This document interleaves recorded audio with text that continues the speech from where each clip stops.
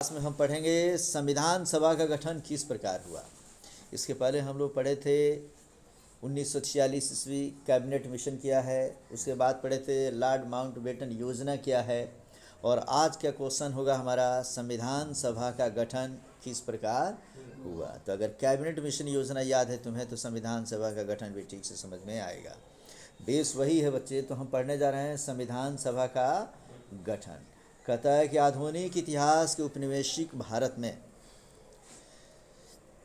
Cabinet mission Bharat आया। Cabinet mission पहली ऐसी योजना थी जिसने भारतीयों का कल्याण चाहा। इसमें भारतीय बड़ी की मात्रा से लिखेंगे हम लोग।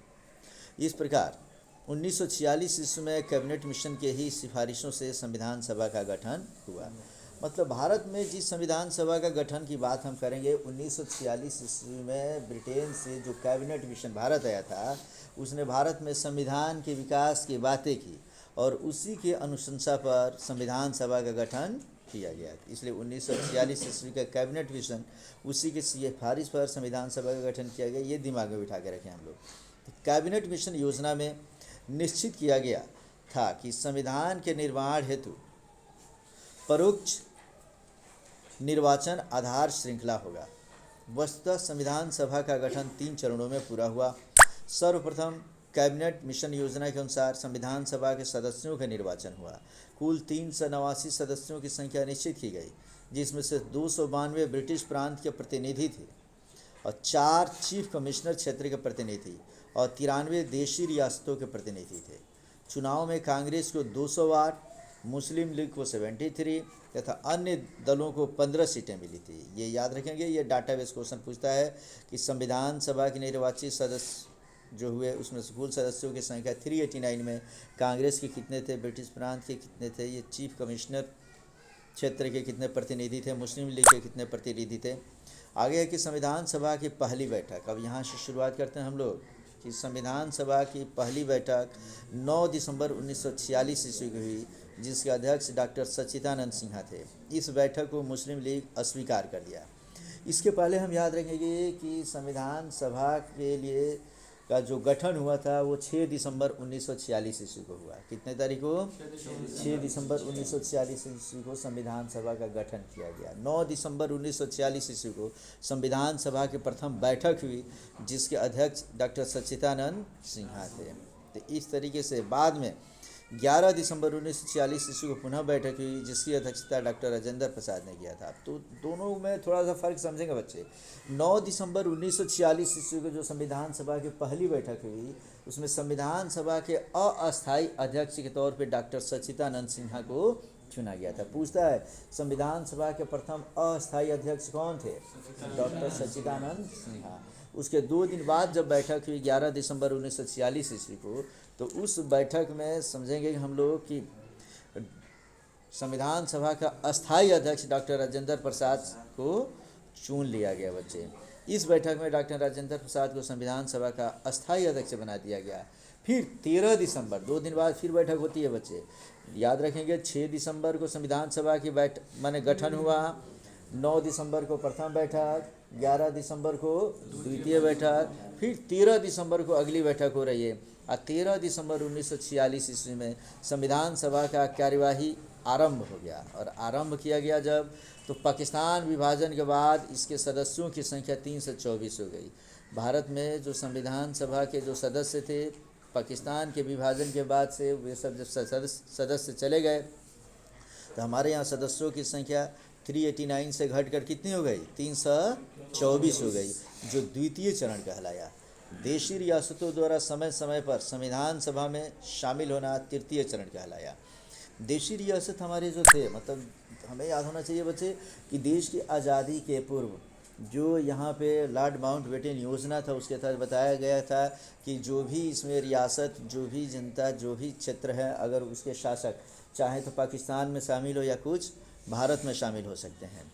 उसमें जैसे जैसे लोग भारत में शामिल होते गए तो ये शामिल होना एक तृतीय चरण कहलाया। अब भारत में 3 जगह को हम याद रखेंगे। एक हैदराबाद का निज़ाम, दूसरा गुजरात का जूनागढ़ और तीसरा जम्मू कश्मीर। ये 3 क्षेत्र ऐसे थे जो देश की आज़ादी के बाद भी हमारे देश में शामिल नहीं हुए थे। उनको अलग तरीके से फिर देश में शामिल किया गया। तो कहता है कि सिर्फ हैदराबाद ही एक ऐसा रियासत था जिसके प्रतिनिधि संविधान सभा में शामिल नहीं थे। मैंने हैदराबाद के तो प्रतिनिधि भी संविधान सभा में शामिल नहीं हुए थे।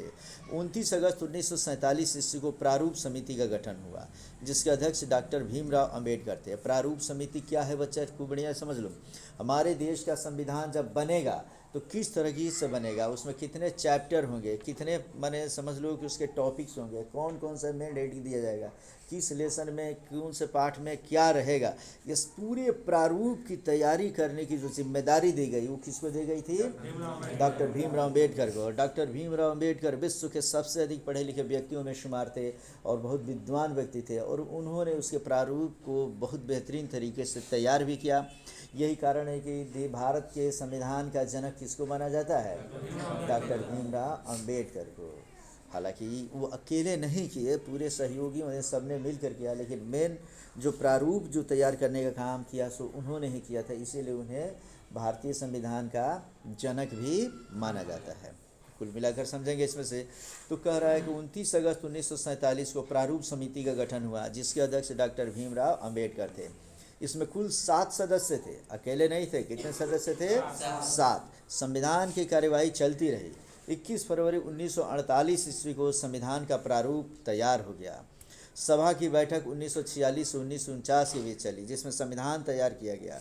कुल मिलाकर संविधान सभा के 11 सत्र हुए और 165 दिन बैठक हुई। याद रखेंगे, 11 बार सत्र उसका बुलाया गया और 165 दिन, इतने दिनों में कुल मिलाकर बैठक हुई थी। संविधान सभा के अध्यक्ष की हैसियत से डॉक्टर राजेंद्र प्रसाद ने 26 जनवरी 1949 ईस्वी को इस पर हस्ताक्षर किया।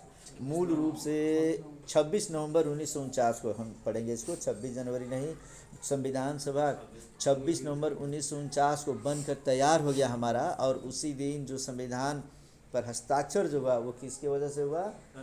डॉक्टर राजेंद्र प्रसाद ने ही किया। मतलब समझो कि चूँकि वही अध्यक्ष थे। कहता मूल रूप से इस संविधान में 395 अनुच्छेद थी और 22 भागों में विभक्त था, जिसमें 8 अनुसूचियाँ थी। काफ़ी इंपॉर्टेंट, बार बार पूछता है कि संविधान निर्माण के समय अनुच्छेद कितने थे? 395, और भाग कितने थे? 22, और अनुसूचियाँ कितनी थी? 8 अनुसूचियाँ थी। इसमें अनुसूचियों की संख्या बढ़ गई अभी, तो आगे 12 हो चुकी है। हम आगे पढ़ेंगे कि 24 जनवरी 1950 ईस्वी को इसकी अंतिम बैठक हुई थी। याद रखेंगे बच्चे, 26 नवंबर 1949 ईस्वी को हमारे देश का संविधान बनकर पूर्ण रूप से तैयार हो गया। समझ में आ गया ना जी? लेकिन वो अंतिम बैठक नहीं थी। अंतिम बैठक कब हुई थी? 24 जनवरी 1950 ईस्वी को, मैंने देश के गणतंत्रता के 2 दिन पहले जो अंतिम बैठक हुई, 26 जनवरी 1950 ईस्वी को संविधान लागू हुआ। यह विश्व का सबसे लंबा लिखित संविधान है। याद रखेंगे हम लोग, विश्व का सबसे लंबा माने सबसे लंबा लिखित संविधान हमारे देश का है। इसके निर्माण में 2 वर्ष 11 माह 18 दिन लगे। कुल 60 देशों का संविधान पढ़ा गया तथा 10 देशों के संविधान से भारत के संविधान में कुछ न कुछ जरूर लिया गया। जैसे मान लो किसी देश से मौलिक अधिकार लिया गया, किसी देश से नीति निर्देशक तत्व लिया गया, किसी देश से संविधान संशोधन की प्रक्रिया ली गई, किसी देश से आपात उपबंध लिया गया। मतलब विश्व के 60 देशों का हम लोगों ने, हमारे देश के जो भी राजनेता थे उस समय, उन्होंने अध्ययन किया। अध्ययन करने के बाद उन्हें लगा कि किसी देश से कौन सा चीज़ हम ले लेते हैं, वहाँ का कौन सा हिस्सा अगर अपने यहाँ लेते तो हमारे देश के लिए वो सार्थक होगा, सही होगा। इस तरीके से 60 देशों के संविधान का अध्ययन करके 10 देशों से कुछ न कुछ वहाँ से लिया गया। क्या क्या लिया गया 11th क्लास में पढ़ा चुका हूँ। एक इसका दूसरा वीडियो भी मैं अपलोड करूँगा अभी, उसको तुम लोग देख सकते हो बच्चे। तो इस तरीके से संविधान सभा का गठन जो है किस तरीके से होता है, कैसे होता है, हमने पढ़ा कि संविधान सभा का गठन 1946 ईस्वी का जो कैबिनेट मिशन भारत आया था उसी के तहत संविधान सभा का गठन हुआ। 6 दिसंबर 1946 ईस्वी को संविधान सभा का गठन भारत में कर लिया गया। 9 दिसंबर 1946 ईस्वी को समझो कि संविधान सभा की पहली बैठक हुई, जिसके अस्थायी अध्यक्ष डॉक्टर सच्चिदानंद सिन्हा थे। और 11 दिसंबर 1946 ईस्वी को संविधान सभा की दूसरी बैठक हुई, जिसमें अस्थायी अध्यक्ष के तौर पे रख दिया गया किसको? डॉक्टर राजेंद्र प्रसाद को। फिर 13 दिसंबर 1946 ईस्वी को प्रस्तावना पेश कर दिया गया।